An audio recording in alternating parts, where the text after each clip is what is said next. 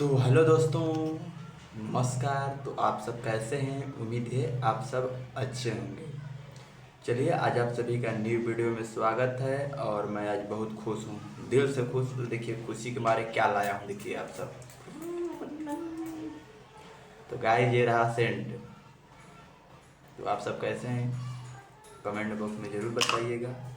और आप सभी को बता दूं, आज वीडियो मेरा खास रीजन पे है कि हमारे खेसारी भैया गाना धक्का धक आ रहा है और बड़े बड़े कंपनी से भी आ रहा है। अब तो एग्रीमेंट ख़त्म हो गया, एग्रीमेंट ख़त्म हो गया आज, इसीलिए मैं खुश हूँ, सेंट मार रहा हूँ। देखिए, आरजे रिकॉर्ड्स भोजपुरी से आ रहा है गाना।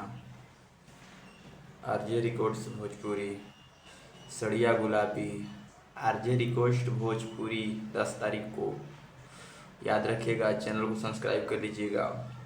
खेसारी लाल यादव शिल्पी राज की आवाज़ में आ रहा है गाइज। और आप सभी को बता दूं,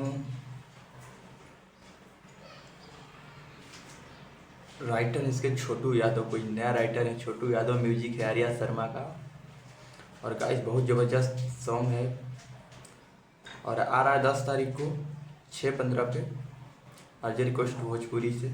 तो प्लीज़ आप सब जाइएगा और सॉन्ग को ज़्यादा से ज़्यादा प्यार आशीर्वाद दीजिएगा।